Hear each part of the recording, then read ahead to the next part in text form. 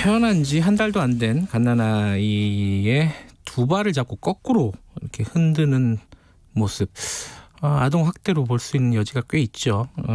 산후도우미가 부모님이 없을 때 벌였던 행동인데요. CCTV에 찍혀가지고 발각이 됐습니다. 이 장면을 본 부모의 마음은 어땠을까요? 일단 당시 상황을 피해 아동 어머니에게 잠깐 좀 들어보도록 하겠습니다. 어머니 안녕하세요. 네, 안녕하세요. 경황이 없으실 텐데 이렇게 연결을 해주셔서 일단 감사드리고요. 지금 아기는 건강한가요? 네, 아기는 일단 지금 대학병원에 입원 중에 월요일부터 2박 3일 정도 지금 입원 중에 있고요. 네. 그리고 검사를 너무 이제 신생아여서 네. 검사 자체가 좀 쉽지가 않아서 네. 아직 입원해서 검사를 진행하고 있는데 검사 자체가 아기가 너무 이제 힘들어서 예. 컨디션이 그렇게 좋지는 않은 상태거든요. 네네. 네, 그래서 지금 입원해서 진행 중에 있습니다. 예. 아니 그게 이제 막 흔들고 이래가지고 그런 부분도 네. 걱정인데 그건 이제 정확하게 정밀 검사를 해야 될 것이고. 근데 당장 딱 보면은 막 아이를 함부로 막 눕힌다기보다는 약간 던지는 느낌? 네. 그런 느낌도 있었어요. 그래서 아기가 혹시 상처라든가 골절이라든가 이런 거는 없는지 그거는 이제 금방 파악이 되잖아요. 어떻습니까? 일단 겉으로 보기에 드러나는 멍자국이나 이런 것들은 지금 확인 중에 있고 골절도 이제 어깨 쪽 여기 날개뼈 부분이 네. 이제 골절이 좀 의심되는 상황이긴 한데 그것도 너무 이제 아기라서 그렇게 또 명확하게 이제 드러나는 부분이 딱 드러나는 부분이 현재는 어려운 상황이라서 지금 그것도 정확하게 진단을 하기 위해서 조사 다시 검사 중에 있습니다. 그 아기라서 부분은 있는데, 네. 검사 자체가 어렵군요. 너무 어린아이라서. 네. 며칠 됐죠, 아기가? 지금 그 당시에 이제 CCTV에 찍힌 당시는 생후 18일이었고요. 아이고, 예. 네, 지금은 이제 한 20일 조금 넘었는데, 네. 네, 생후 13일 정도부터 그 도우미가 와서 아기를 봤기 때문에 네. 언제부터 이런 일이 일어났는지는 확실히 잘 모르겠어요. 그러니까 CCTV에 찍힌 건 마지막 하루이기 때문에 네네. 그 전에 5일 동안은 무슨 일이 벌어졌는지 지금 알 수가 없는 상황이군요. 네네. 지금 경찰이 수사를 하고 있는 건가요? 네, 지금 경찰이 수사를 하고 있고, 예. 네, 그 부분에 대해서는 저도 아직 정확하게는 어떤 식으로 수사가 진행됐는지는 잘 모르겠어요. 보통 이제 아이를 출산하시고 나서는 산후조리원에 있잖아요. 거기에 있다가 나오셔가지고 산후도우미를 부르신 건가요? 네네. 정부에서 지원하는 산후도우미라고 들었습니다. 네네. 정부에서 바우처로 지원하는 그 업체를 통해서. 네. 그러면은 그 산후도우미의 자격이라든가 이런 부분에 대해서 어느 정도 좀 신뢰를 하고 부르셨을 가능성이 높겠네요. 그죠? 정부에서 하는 일이다 이렇게 생각하셨을 거니까. 네, 정부에서 그 이제 바우처로 이용 가능한 업체 목록이 있거든요. 아하, 네. 네, 그래서 제가 이제 여기 보건소에 안내를 받기로는 네. 그 목록을 안내를 해줄 테니 거기서 평가나 이런 후기나 이런 것들을 보고 업체를 고르시면은 그 업체에서 이제 도우미를 파견해 주신다 이렇게 말씀을 해주셔서 제가 그 바우처 업체를 찾아볼 수 있는 그 홈페이지에 들어와서 이제 검색을 해서 좀 규모도 있고 그 평가도 좋고 이런 업체를 찾아서 이제 연결을 받은 거거든요. 혹시 이번에 그 문제가 된 산후도우미가 그 전에도 이런 전력이 있다거나 이런 게 파악된 건 없으시죠? 네, 제가 알기로는 없다고 들었는데 일단은 제 앞에서도 제가 있을 때는 워낙 이렇게 아기를 예뻐하시고 그래요? 네, 잘해주시고 이래서 저도 사실 의심을 처음부터 하지를 못했어요. 그래서 믿고 딱 맡겼는데 네, 좀 아기가 너무 달라서 조련에 있을 때랑. 그래요? 어떻게 달랐었나요? 일단은 이 아기가 너무 잘 자고 너무 잘 먹었어요. 저희 둘째 아이인데 첫째랑은 다르게 참 너무 순하다. 아기가 정말 순하다 이렇게 생각을 하고 있었는데 집에 오니까 너무 못 자고 막 울고 보채고 막. 네, 그래서 이게 집에 와서 좀 환경이 바뀌어서 그러나 처음에는.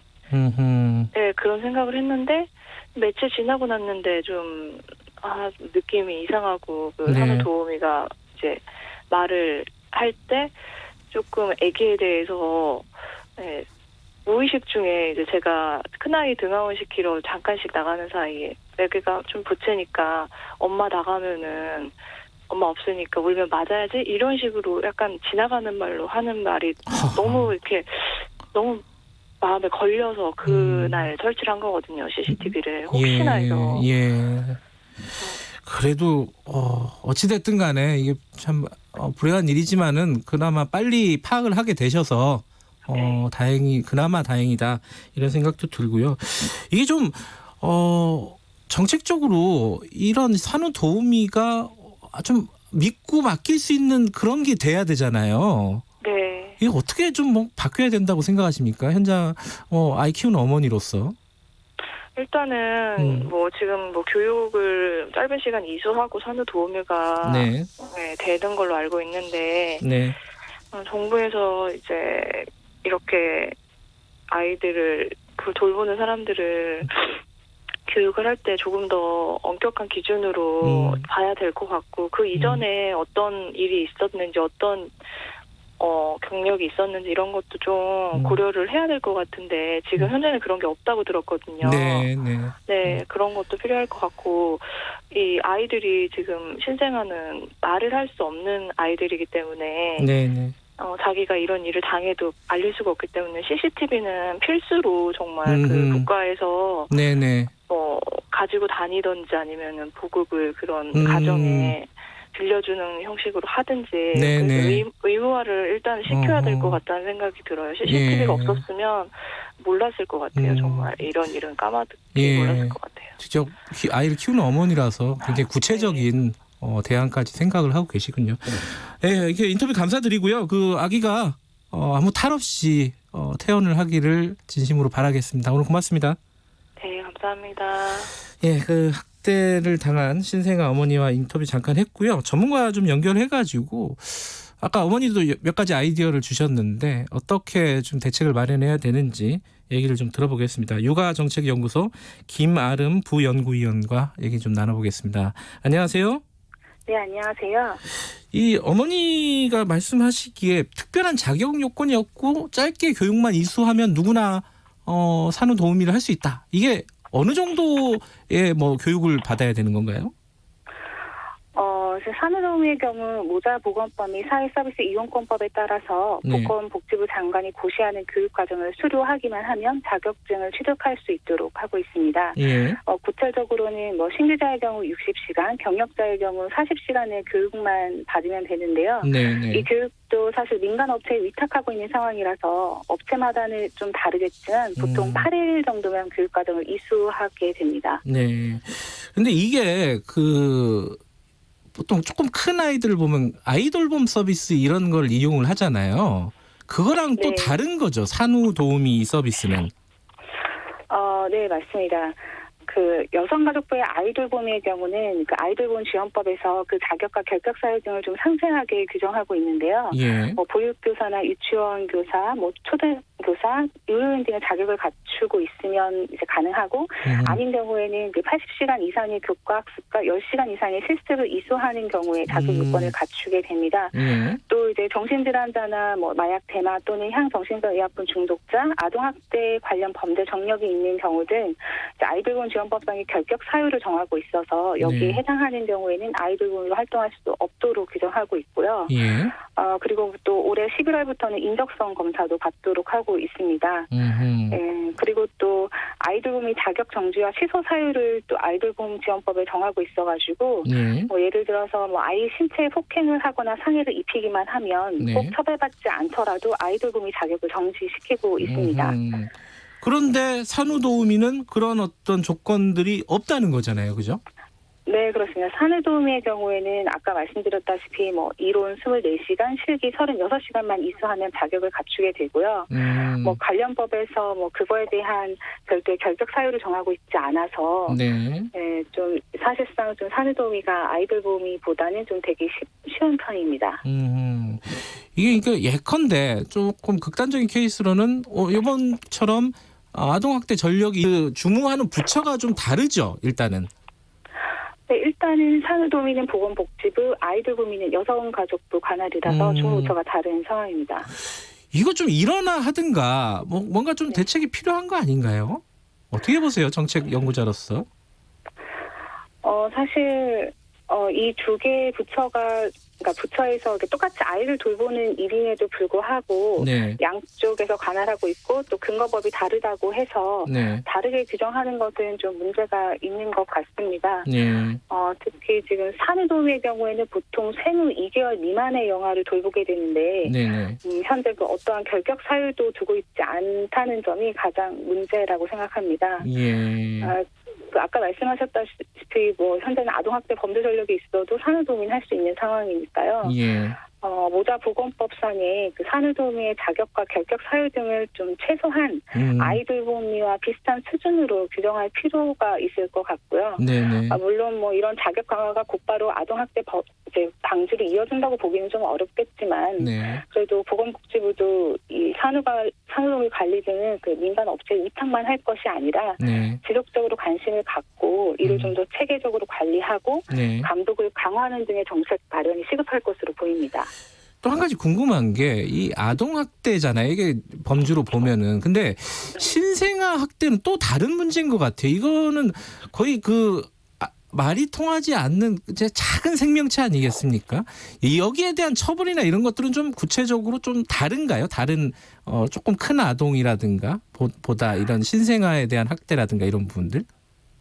아닙니다. 그 신생아 학대라고 해서 아동 학대와 다르게 처벌이 이루어지지는 않습니다. 그래요? 그러니까 다시 말해서 아동 학대의 경우 아동 학대 처벌법에 의해서 처벌이 이루어지는데요. 네. 신생아를 학대했다고 해서 별도의 가중 처벌이 이루어지지는 않습니다. 네. 다만 이제 작년 아동 학대 사건으로 인해 사망한 아동 중에 약 절반이 1세 이하의 신생아 영아였는데요. 아, 그래요?